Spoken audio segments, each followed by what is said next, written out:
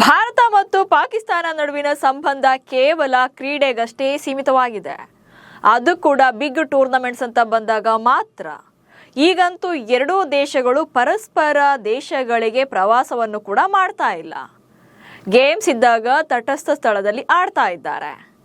ಆದರೆ 2027ಕ್ಕೆ ಅತಿ ದೊಡ್ಡ ಕ್ರೀಡಾಕೂಟಕ್ಕೆ ಪಾಕಿಸ್ತಾನ ಆತಿಥ್ಯ ವಹಿಸ್ತಾ ಇದೆ. ಸೊ ಈಗ ಇರುವಂಥ ಪ್ರಶ್ನೆ ಅಂದರೆ, ಈ ಕ್ರೀಡಾಕೂಟಕ್ಕಾಗಿ ಭಾರತ ಪಾಕಿಸ್ತಾನಕ್ಕೆ ಕಾಲಿಡುತ್ತಾ ಅನ್ನೋದು. ಹಾಗಾದರೆ ಆಲ್ಟರ್ನೇಟಿವ್ ಪ್ಲಾನ್ ಏನು? ಪ್ರಧಾನಿ ಮೋದಿ ಯಾವ ನಿರ್ಧಾರವನ್ನು ತಗೊಳ್ತಾರೆ? ಕ್ರೀಡಾಕೂಟದಿಂದಲೇ ಭಾರತ ಹೊರಗುಳಿಯುತ್ತಾ? ಸೊ ಏನೆಲ್ಲ ನಷ್ಟವಾಗುತ್ತೆ? ಈ ಬಗ್ಗೆ ಹೇಳ್ತೇನೆ. ನಾನು ಶಾಂತ. ನೀವು ಸುದ್ದಿಯಾನದ ಸಬ್ಸ್ಕ್ರೈಬರ್ ಆಗೋದಕ್ಕೆ ಮರಿಬೇಡಿ. 2027ರ ದಕ್ಷಿಣ ಏಷ್ಯಾ ಕ್ರೀಡಾಕೂಟಕ್ಕೆ ಪಾಕಿಸ್ತಾನ ಆತಿಥ್ಯವನ್ನು ವಹಿಸೋದು ಕನ್ಫರ್ಮ್ ಆಗಿದೆ. ಏಪ್ರಿಲ್ 3ರಿಂದ 11ರವರೆಗೆ ಇಸ್ಲಾಮಾಬಾದ್, ಲಾಹೋರ್ ಹಾಗೆ ಪೇಶಾವರದಲ್ಲಿ ಈ ಕ್ರೀಡಾಕೂಟ ನಡೆಯಲಿದೆ. ಸುಮಾರು 3200 ಅಥ್ಲೀಟ್ಗಳು, 28 ಗೇಮ್ಸ್ ಹಾಗೆ 346 ಪದಕ ಸ್ಪರ್ಧೆಗಳು ನಡೆಯುತ್ತವೆ. ಆಗಸ್ಟ್ 23ರಂದು ಈ ಕ್ರೀಡಾಕೂಟಕ್ಕೆ ಸಂಬಂಧಪಟ್ಟಂತೆ ನಡೆದಿರುವಂಥ ದಕ್ಷಿಣ ಏಷ್ಯಾ ಒಲಿಂಪಿಕ್ ಕೌನ್ಸಿಲ್ ಸಭೆಯಲ್ಲಿ ಬಾಂಗ್ಲಾದೇಶ, ಭೂತಾನ್, ಮಾಲ್ಡೀವ್ಸ್, ನೇಪಾಳ ಹಾಗೆ ಶ್ರೀಲಂಕಾದ ಪ್ರತಿನಿಧಿಗಳು ಖುದ್ದಾಗಿ ಭಾಗವಹಿಸಿದ್ರು.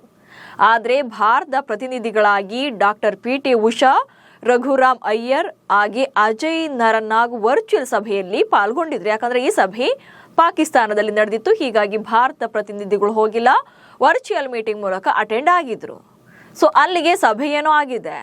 ಹಾಗೆ ಪಾಕ್ನಲ್ಲೇ ಕ್ರೀಡಾಕೂಟ ನಡೆಯೋದು ಫೈನಲ್ ಆಗಿದೆ. ಬಟ್ ವಿಷಯ ಅಂದ್ರೆ, ಭಾರತ ಈ ಕ್ರೀಡಾಕೂಟದಲ್ಲಿ ಭಾಗವಹಿಸುತ್ತಾ ಅನ್ನೋದು. ಕ್ರೀಡಾಕೂಟಕ್ಕೆ ಒಪ್ಪಿದ್ರು ಭಾಗವಹಿಸುವಿಕೆ ತಿಳಿಸದ Bharat. South Asia Olympics Council ಸಭೆಯಲ್ಲಿ ಭಾರತ ಭಾಗಿಯಾಗಿದೆ. ಕ್ರೀಡಾಕೂಟದ ಆಯೋಜನೆಗೆ ಸಮ್ಮತಿಯನ್ನೂ ನೀಡಿದೆ. ಆದರೆ ಕ್ರೀಡಾಕೂಟದಲ್ಲಿ ಆಡ್ತಾರಾ ಅಥವಾ ಇಲ್ವಾ ಅನ್ನೋದರ ಬಗ್ಗೆ ಅಧಿಕೃತವಾಗಿ ಹೇಳಿಲ್ಲ.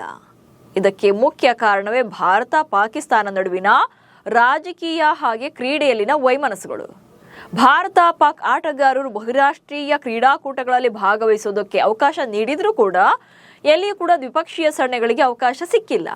ಹೀಗಾಗಿ ಪಾಕಿಸ್ತಾನದಲ್ಲಿ ನಡೆಯುವಂಥ ಇಷ್ಟು ದೊಡ್ಡ ಮಟ್ಟದ ಸ್ಪೋರ್ಟ್ಸ್ ಇವೆಂಟ್ಗೆ ಭಾರತ ಪಾಕಿಸ್ತಾನಕ್ಕೆ ತನ್ನ ಆಟಗಾರರನ್ನ ಕಳಿಸ್ತಾ ಅಥವಾ ಇಲ್ವಾ ಎನ್ನುವಂಥ ಪ್ರಶ್ನೆಗಳಿವೆ. ಹೀಗಾಗಿ ಭಾರತದ ಅಂತಿಮ ನಿರ್ಧಾರದಲ್ಲಿ ಕ್ರೀಡಾ ಸಚಿವಾಲಯ ಇರ್ಬೋದು, ಹಾಗೆ ಭಾರತೀಯ ಒಲಿಂಪಿಕ್ ಸಂಸ್ಥೆ ಇರ್ಬೋದು, ಹಾಗೆ ಸಂಬಂಧಪಟ್ಟಂತ ರಾಷ್ಟ್ರೀಯ ಕ್ರೀಡಾ ಫೆಡರೇಷನ್ಗಳ ನಿಲುವು ಕೂಡ ಪ್ರಮುಖವಾಗುತ್ತೆ. And end of the day ಪ್ರಧಾನಿ ನರೇಂದ್ರ ಮೋದಿ ನೇತೃತ್ವದ ಕೇಂದ್ರ ಸರ್ಕಾರದ ನಿರ್ಧಾರವೇ ಫೈನಲ್ ಆಗದಿದೆ. ಅಂದ್ರೆ ಒಪ್ಪಿಗೆ ಸಿಗಬೇಕಿದೆ. ಹಾಗಂತ ಭಾರತ ಪಂದ್ಯಗಳನ್ನ ತಟಸ್ಥ ಸ್ಥಳದಲ್ಲಿ ಆಡಿಸಬೇಕು ಅನ್ನೋದು ಕೂಡ ಕಷ್ಟವೇ ಆಗುತ್ತೆ. ಯಾಕಂದ್ರೆ ಕೇವಲ ಕ್ರಿಕೆಟ್ ಮಾತ್ರವೇ ಸೀಮಿತವಾಗಿದ್ದಿದ್ರೆ ಬಹುಶಃ ಈ ಒಂದು ಆಪ್ಷನ್ ಅನ್ನ ಮುಂದಿಡಬಹುದಿತ್ತು. ಆದ್ರೆ 28 ಕ್ರೀಡೆಗಳು ನಡೆಯೋದ್ರಿಂದ ಸೊ ಇದನ್ನ ಎಲ್ಲಾ ಭಾರತದ ಪಂದ್ಯಗಳನ್ನು ಕೂಡ ತಟಸ್ಥ ಸ್ಥಳದಲ್ಲಿ ಆಡಿಸ್ತೀವಿ ಅನ್ನೋದು ಕಷ್ಟವಾಗುತ್ತೆ. ಒಂದ್ ವೇಳೆ ಭಾರತ ನಾವು ಪಾಕಿಸ್ತಾನಕ್ಕೆ ಕಾಲಿಡಲ್ಲ, ಇಡೀ ಕ್ರೀಡಾಕೂಟವನ್ನೇ ಬಾಯ್ಕಾಟ್ ಮಾಡ್ತೀವಿ ಅಥವಾ ಅದರಿಂದ ಹೊರಗಡೆ ಇರ್ತೀವಿ ಅಂದ್ರೆ ಬೇರೆಯದ್ದೇ ಸಮಸ್ಯೆಗಳು ಎದುರಾಗುತ್ತವೆ. ಸೊ ಹೇಗೆ ಅನ್ನೋದನ್ನ ನೋಡ್ತಾ ಹೋಗೋಣ. ಭಾರತ ತಂಡವನ್ನ ಕಳುಹಿಸದೇ ಇದ್ರೆ ಕ್ರೀಡಾಪಟುಗಳಿಗೆ ಆಗುವಂತ ಅತಿ ದೊಡ್ಡ ನಷ್ಟ ಇದು. ಯಾಕಂದ್ರೆ ದಕ್ಷಿಣ ಏಷ್ಯಾದ ಕ್ರೀಡಾಕೂಟ ಅಂತಂದಾಗ ಅಲ್ಲಿ ಸಾಕಷ್ಟು ರಾಷ್ಟ್ರಗಳ ಕ್ರೀಡಾಪಟುಗಳು ಭಾಗಿಯಾಗ್ತಾರೆ. ಸೊ ಇದು ಒಂದು ದೊಡ್ಡ ವೇದಿಕೆ. ಇದು ಆಟಗಾರರಿಗೆ ತಮ್ಮಲ್ಲಿರುವಂತ ಪ್ರತಿಭೆಯನ್ನ ಅನಾವರಣಗೊಳಿಸೋಕೆ ಹಾಗೆ ಪ್ರಶಸ್ತಿಗಳನ್ನ ಗೆಲ್ಲೋಕೆ ಈ ಒಂದು ದೊಡ್ಡ ಆಪರ್ಚುನಿಟಿ ಸಿಕ್ಕಂತಿರುತ್ತೆ. ಬಟ್ ಇಂಥ ಟೈಮಲ್ಲೇ ಭಾರತ ಭಾಗವಹಿಸಲ್ಲ ಅಂದಾಗ ಸೊ ನಮ್ಮ ರಾಷ್ಟ್ರದ ಕ್ರೀಡಾಪಟುಗಳಿಗೆ ಆಗುವಂತ ನಷ್ಟವಾಗುತ್ತೆ. ಹಾಗೆ ದಕ್ಷಿಣ ಏಷ್ಯಾದಲ್ಲಿ ಭಾರತ ಕ್ರೀಡಾ ಕ್ಷೇತ್ರದಲ್ಲಿ ಅತ್ಯಂತ ಬಲಿಷ್ಠ ರಾಷ್ಟ್ರ. ಸೊ ಇಲ್ಲಿ ಓವರ್ ಆಲ್ ಅಲ್ಲ, ಕೇವಲ ದಕ್ಷಿಣ ಏಷ್ಯಾ ಅಂತ ಬಂದಾಗ ಭಾರತ ಆಬ್ವಿಯಸ್ಲಿ ಇಡೀ ಏಷ್ಯಾ ರಾಷ್ಟ್ರ ಅಂತ ಬಂದಾಗಲೇ ಭಾರತ ನಂಬರ್ 1 ಪ್ಲೇಸ್ನಲ್ಲಿದೆ ಕ್ರೀಡೆಯಲ್ಲಿ. ಬಟ್ ಯಾವಾಗ ನೀವು ದಕ್ಷಿಣ ಏಷ್ಯಾ ಅಂತ ಬಂದಾಗ ಇನ್ನೂ ಕೂಡ ಸ್ಟ್ರಾಂಗ್ ಇರುತ್ತೆ. ಸೊ ಇಂಥ ಸ್ಟ್ರಾಂಗೆಸ್ಟ್ ಟೀಮ್ ಹೊರಗಡೆ ಇದ್ದಾಗ ಆಬ್ವಿಯಸ್ಲಿ ಇಲ್ಲಿ ಪದಕಗಳನ್ನು ಮಿಸ್ ಮಾಡಿಕೊಳ್ತಾರೆ. ಇನ್ನು ಕ್ರೀಡಾಕೂಟದಲ್ಲಿ ಭಾರತ ಯಾವಾಗಲೂ ಕೂಡ ಪದಕ ಬೇಟೆಯಲ್ಲಿ ಫಸ್ಟ್ ಪ್ಲೇಸ್ನಲ್ಲಿರುವಂಥದ್ದು.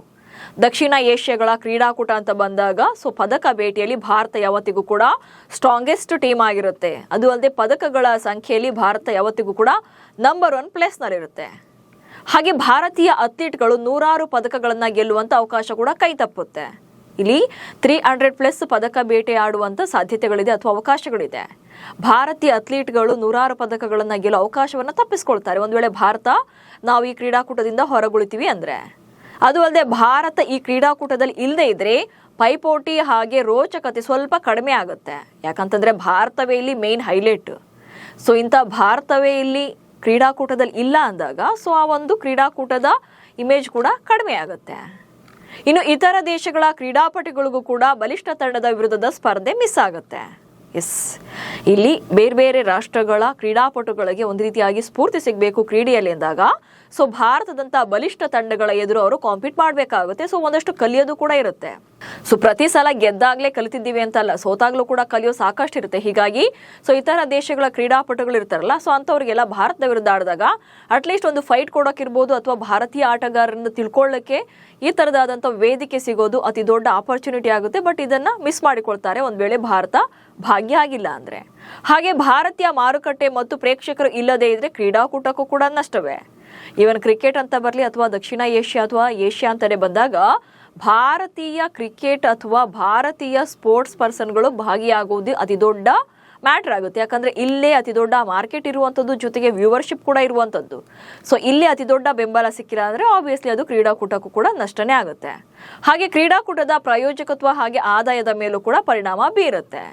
ಸೊ ವ್ಯೂವರ್ಶಿಪ್ ಇಲ್ಲ ಅಥವಾ ಮಾರ್ಕೆಟ್ ಇಲ್ಲ ಅಂದಾಗ ಸೊ ಪ್ರಾಯೋಜಕತ್ವದಿಂದ ಬರುವಂತ ಆದಾಯದ ಮಟ್ಟ ಕೂಡ ಕುಸಿತ ಆಗುತ್ತೆ. ಹೀಗೆ ಭಾರತವನ್ನ ಬಿಟ್ಟು ಕ್ರೀಡಾಕೂಟವನ್ನ ಆಯೋಜನೆ ಮಾಡೋದ್ರಿಂದ ಅವರಿಗೂ ನಷ್ಟವಾಗಲಿದೆ. ಇತ್ತ ಪಾಕಿಸ್ತಾನಕ್ಕೆ ಕಾಲಿಡಲ ನಾವು ಕ್ರೀಡಾಕೂಟದಿಂದಲೇ ಹೊರಗುಳಿತೀವಿ ಅಂದ್ರೆ ಭಾರತದ ಕ್ರೀಡಾಪಟುಗಳಿಗೂ ಕೂಡ ನಷ್ಟವಾಗುತ್ತೆ. ಹೀಗಾಗಿ ಭಾರತ ಯಾವ ನಿರ್ಧಾರವನ್ನ ಕೈಗೊಳ್ಳುತ್ತೆ ಅನ್ನೋದೇ ಈಗಿರುವಂತ ಕುತೂಹಲ. ಮತ್ತೊಂದು ಕಡೆ 23 ವರ್ಷಗಳ ಬಳಿಕ ಪಾಕಿಸ್ತಾನಕ್ಕೆ ಈಗ ಹೋಸ್ಟಿಂಗ್ ಅವಕಾಶ ಸಿಕ್ಕಿರೋದ್ರಿಂದ ಆಲ್ರೆಡಿ ಅವರು ಪ್ರಿಪರೇಷನ್ಸ್ ಅನ್ನ ಶುರು ಮಾಡಿಕೊಂಡಿದ್ದಾರೆ. ದಕ್ಷಿಣ ಏಷ್ಯಾದ ರಾಷ್ಟ್ರಗಳು ಕೂಡ ಸಿದ್ಧವಾಗ್ತಾ ಇವೆ. ಆದ್ರೆ ಭಾರತ ಕ್ರೀಡಾಪಟುಗಳು ಪಾಕಿಸ್ತಾನದ ನೆಲದಲ್ಲಿ ಹೋಗಿ ಆಡ್ತಾರಾ ಅನ್ನೋದೇ ಈಗಿರುವಂತ ಅತಿ ದೊಡ್ಡ ಪ್ರಶ್ನೆ. ನಮಸ್ಕಾರ.